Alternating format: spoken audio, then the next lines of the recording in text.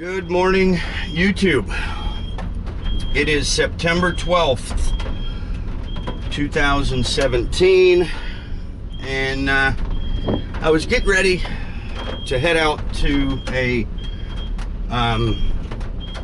all-day session with David Cameron, HVACR training at HVACRskills.com, and I got a phone call from a man that said that he had a water problem.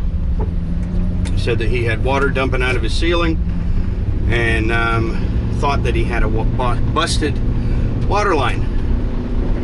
Of course, technically I don't do plumbing, but I agreed to come out here and take a look at his water line and shut the incoming water out. He's unable to get into the crawl space, so it seemed like the right thing to do, even if I couldn't, actually address his plumbing issue altogether.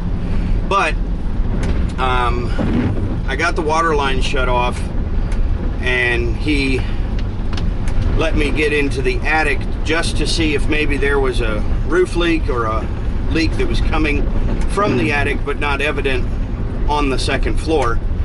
And I discovered that he has the old polybutylene PEX pipe. The water line comes up through the wall between the hallway and the laundry room on the second floor, and appears that if that's not where it's leaking, then it's coming from where it comes up the wall. So got the water line off, and now we're headed over to the David Cameron training facility. We're gonna shoot some video for him to use in promotion of his training site, and see where that goes. I'm looking forward to getting that learning by osmosis. While he's teaching the texts that are in the class and I'm shooting video, we'll be able to learn something on the side. So maybe we can offer a little bit of something here and there to give you another peek into David Cameron HVACR training and the work that he does there. So stay tuned, and we'll check in with you throughout the day here. This is service strategies for new technicians. Welcome to the service side. Welcome to the service side. We're going to start out kind of getting our mind thinking a little bit towards some of the stuff we're going to be talking about today. But what I want to make sure we do is take all the different pieces, because 2 years of experience, maybe 2 days of experience, and somewhere in between, that still means each one of us have run into a certain amount of service calls or a certain type of scenarios that nobody else in this room has seen, right?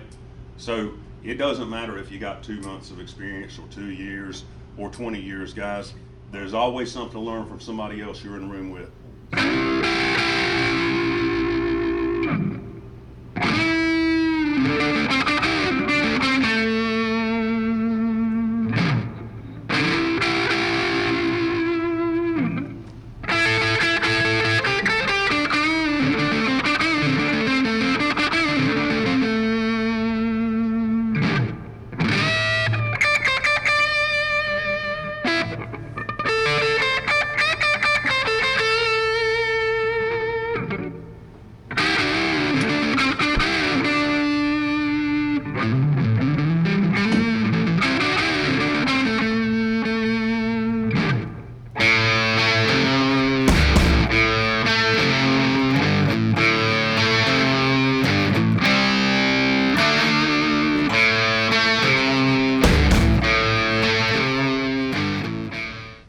Now I want you guys to think about, again, service strategies.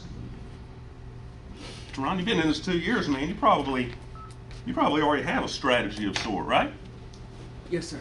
What's one of the first things that you do on a service call? Well, we'll initially go in with some understanding of what the call is, but I always talk to the customer to find out exactly what's going on with the system. That's awesome. And then I also ask them, have they tried anything? because a lot of times our customer will do something but not tell us. Fantastic. You know, so we're facing situations where they've gone in and just manipulated something, but I just try to get all the information I can up front about what's going on with the system, so that way I kind of know how to attack it. We are going to talk some about the air side, the electrical side, the refrigerant side of the system. Want to make sure we clarify some of the things that might be maybe a little murky, maybe a little bit confusing to some of you guys. And at the same time, we want to take those pieces and we want to snap them into a procedure that, guys, it's going to work every time. You don't have to know everything there is to know about that machine. You don't have to be able to fix every single job that you roll up on if you've got the right resources to count on, right? And sometimes think about it. You ask the customer, how, can you tell me a little bit about what's going on?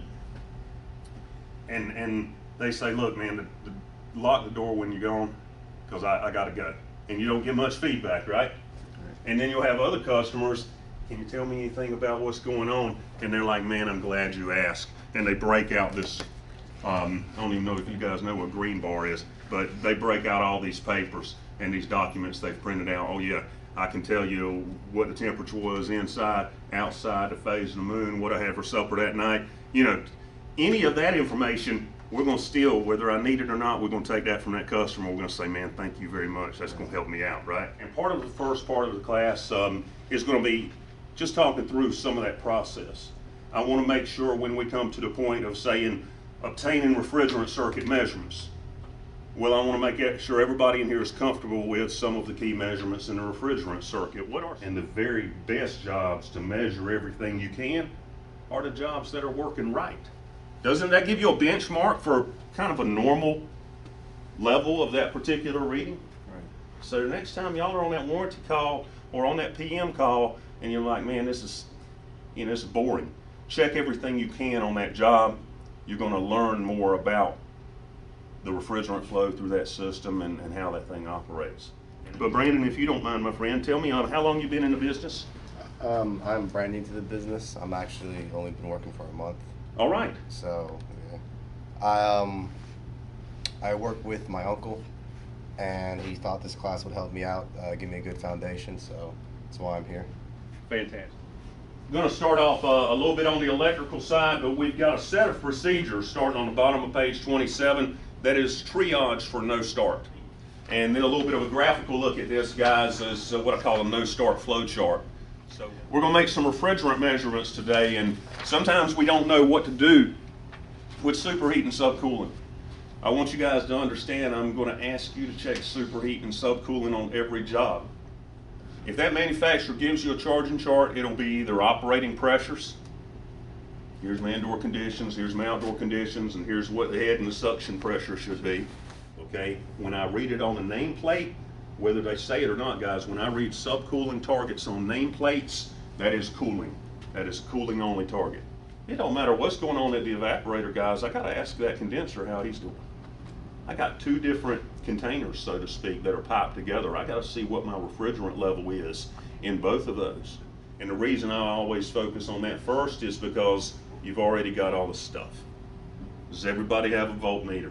Yeah. Do you have an ammeter? Do you have a thermometer? We'll also be spending some time dealing with what not to do or what not to use. How many of you have an infrared thermometer? I had a chiller job one time, guys, that this air-cooled chiller at a local library. This thing was tripping a circuit breaker. It was tripping a circuit breaker about twice a week. And I would go there and what do? You reset the breaker, check things out, right? It's running perfect. Okay, it's running perfect. But it kept happening to me, so I said, this time I'm just going to camp out here. I'm staying here. And I hung out for about 3 hours, still monitored all the vital signs on this thing.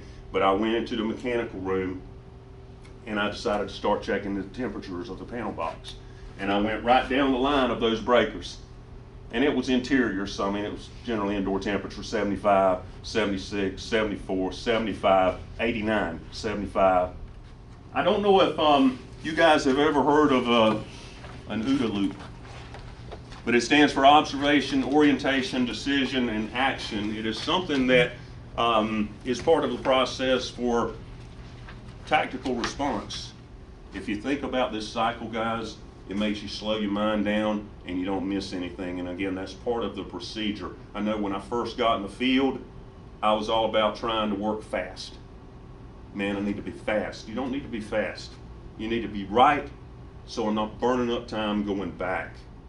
So if you immediately come up and say, oh, I see that all the time with this brand of equipment you got, I'm already in a panic on the inside, man. Oh, this guy's already called me and told me, you know, he's already come up and told me my unit's junk.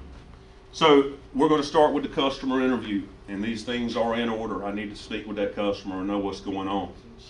And then we're going to go into some actual measurement and check the CFM, the cubic feet per minute of airflow flowing through this system. That has to come before my refrigerant measurements, guys. I have had a sausage, egg, and cheese from Burger King. Have y'all? Yeah. Sausage, egg. Was it from this one? No. Because I had one at this one here. I had one up in Raleigh, Charleston, South Carolina, Reno, Nevada. I've had that sausage, egg, and cheese. That's one of my favorites. And you know what? It's the same thing every time. It's the same thing. Don't matter where you order it from, it's the same thing. How in the world do they do that? Well, don't the guy have the same raw materials? He's got the same tools and instruments, right? He probably watched the same how to build a sausage, egg, and cheese biscuit video, right? Got the same training. Guys, that's what franchising is. If you can bring a consistent process to your service call, then what you do is get a very predictable, successful result every single time. It does not matter where you're at. It does not matter what that reported problem is. You're going to get that same product. We can take that same approach to a service call. Number one, I don't miss anything. Strategy. This strategy might not work for you. Switch it around, make it work, make it yours in the field, and then you're going to take ownership of it, and then you're going to do it. But have some kind of game plan on every call you go to. This is where I'm at first. This is what I do next. Went to one house one time, and I had nothing, man. I started the unit. It had come on, and nothing was coming out of any of the vents. It's like, this is crazy. I hear it running. I walk down the hallway, and that 20 by 20 return about blew me down. Has anybody ever stepped off one of these and broke the sheetrock and stepped through a ceiling? One of my coworkers. Okay. Okay. Have you ever done it twice? Okay. Okay, Ryan.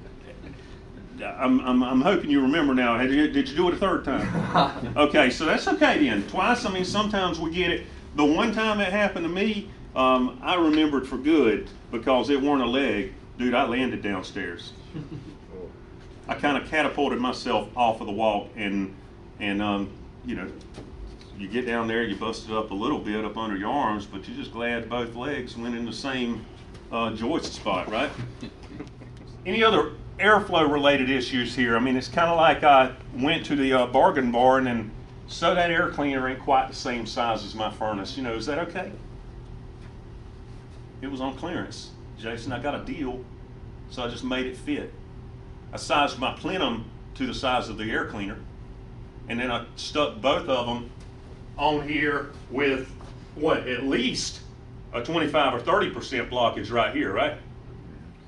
I had a guy call me one time, and I'm kidding you, he went through all the numbers and it just screamed out, you've got an airflow issue here. And he measured the airflow two different ways, man, and I mean, it was right on the money. And I spent some time on the phone with this guy, and finally he asked me, he said, well, let me ask you a question. He said, are them triangles supposed to be in there? And what he meant by the triangles were the apex plates on the end of the coil. He removed all the triangles before he put the coil in. He had the perfect amount of CFM. It was just bypassing that coil and going to the wrong places. Now, have y'all ever heard of sensible heat? So we got two different types of heat, guys. We got sensible and latent. Sensible heat initiates a temperature change. Now, what is the purpose of that TP, temperature pressure chart? There's an app for that as well. Well, what is the purpose of that card, guys? What does it do? Why do I need to know those temperature pressure numbers? What's the first thing I read when I hook up gauges? Pressures. Pressures. But they mean something. I have a room temperature in here of somewhere around 72.5 degrees.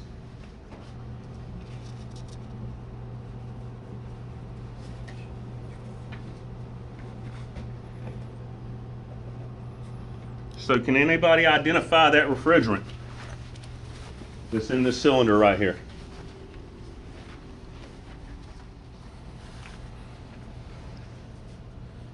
Now this cylinder had those same temperatures. Seems to be reading about 130 psig. See, there's a condition that this chart applies to, and no time else. It applies to a condition called saturation. Have you guys heard that term before? Saturated conditions. You guys familiar with some of these keyboard cleaners, some of this compressed air? Mm-hmm. Where does it get its pressure from? Well, there's some juice in the bottom, right? It's not refrigerant, but it's got some similar properties. So I've essentially got my thermometer taped to this can. I got some liquid, I got some vapor in the top. And right now it's at equilibrium, pretty much stabilized to the room air temperature, right? Because I've got saturated conditions, guys, if I change the temperature, I'm going to change the pressure. You ever heard anybody say the unit's doing all it can do? Yeah. Okay, 30 years ago, that means I hooked up the blue gauge and I felt the line. Seemed good, it's doing all it can do. It's a relative term, right? And then a little while later, I learned something about superheat subcooling and telling there's real levels in the system. I mean, heck, man, I might not even hook up my red gauge, because, Ryan, that's the red emergency gauge, right? You hook it up if something looks wrong on the blue one. Maybe I'll try that one in the morning from now on. I don't know what you guys had from lunch, but, you know, just, yeah. Okay. I'll stick to HVAC then, okay? Stick to my day job. And remember, don't let any particular lab get you jammed up. We're going to go through these and talk about them. So don't feel like you got to spend, you know, a half hour on just one. If you don't know it, just pass it. Keep up on cold days. But that's good. Okay. What's this one here? Just a default board, or is it a circuit board? That's what it is for those boards.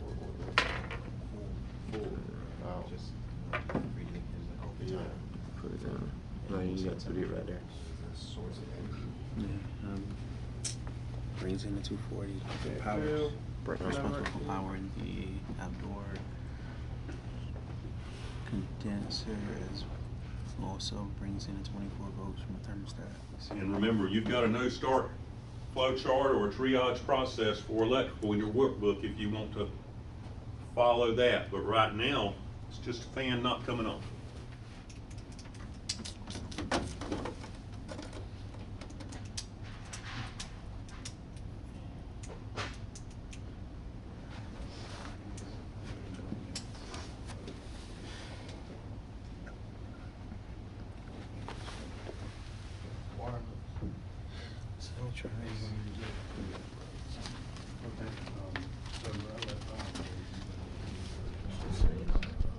So it's 24.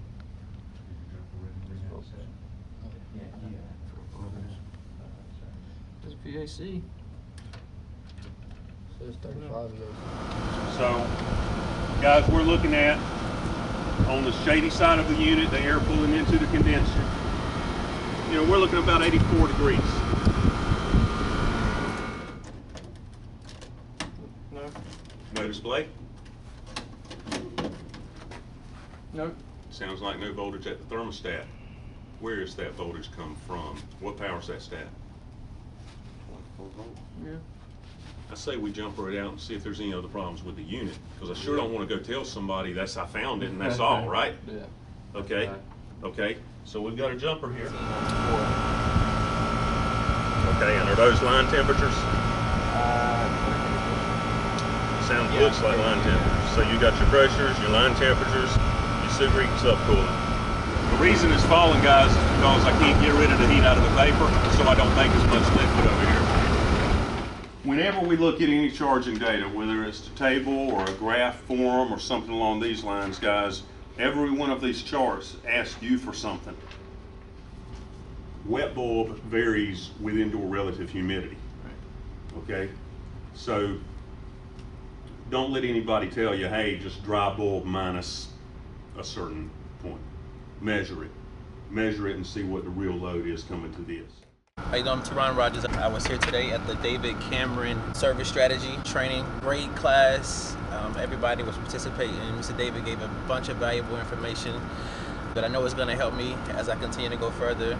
I suggest anybody, if you have any thoughts of coming to take any type of training classes, definitely give Mr. David Cameron a call. You won't regret it. We had a great time. Everything was interactive.